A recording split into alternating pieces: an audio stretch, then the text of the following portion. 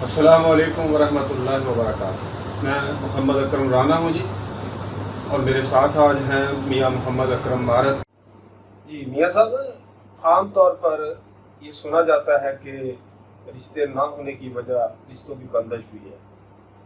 کیسا ہو سکتا ہے اور کیسا ممکن ہے کہ معاشرے کے اندر یہ جو لیٹ میرج والی خواتین ہیں، ان پر لازمی ہی کوئی بندش کا کوئی اثر ہے جس کی وجہ سے ان کے رشتے نہیں ہو رہے؟ جی رانا صاحب، بڑا اچھا سوال ہے کہ بندش جو ہے اس کے بارے میں تھوڑی سی میں آپ کو تفصیل بتا دوں کہ میں جن گھروں میں دیکھا ہے کہ جہاں پہ جنات ہوتے ہیں، جہاں پہ جادو کا عمل ہوتا ہے، وہاں پہ یہ بندش ہوتی ہے رشتوں میں۔ خاص طور پہ جس بچی کے اوپر یہ مسئلہ ہوگا تو اس کی شادی بڑی مشکل سے ہوگی۔ کئی ایسی بچیوں کو میں جانتا ہوں، میرے پاس ہیں، ان کا بیٹا ہے پورا، کہ جن کی شادی کے بعد ان کو فوراً طلاق ہوئی ہے۔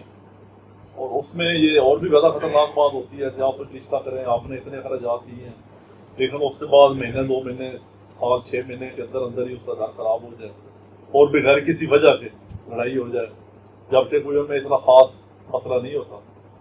پچھلے دفعہ مجھے رحمیار خان میں انہوں نے بتایا جی بچی کو 2 دفعہ شادی کی ہے لیکن طلاق ہو گئی۔ جب میں نے دیکھا تو اس کے اوپر جنات تھے۔ اسی طرح ہی لاہور میں ایسی بچیاں میں نے دیکھی ہیں کہ جن کو طلاق ہوئی ہے اسی وجہ سے۔ تو یہ رانا صاحب ایک جادو سے ایک بندش کا عمل جو ہے یہ ایک مصدقہ عمل ہے، اس لیے کہ جس گھر میں یہ مسئلہ ہوتا ہے تو اس میں یہ اس کا سائیڈ ایفیکٹ ہوتا ہے۔ سب سے پہلے تو وہ جادو سے جادو کا کام کیا ہے؟ جادو کا کام ہے بندے کو نقصان پہنچانا، کیونکہ جادو کے لیے جو طریقہ اختیار ہوتا ہے وہ شیاطین جنات استعمال ہوئے ہیں، جن کے بارے میں اللہ تعالیٰ نے کہا ہے کہ یہ تمہارے دشمن ہیں، شیطان تمہارا کھلا دشمن ہے، قرآن پاک میں آتا ہے۔ آپ وہ بندے کا نقصان کرتے ہیں، بندے کو تکلیف پہنچاتے ہیں، جسمانی بھی پہنچاتے ہیں، اور اس میں اس کے کاموں میں رکاوٹ ڈال۔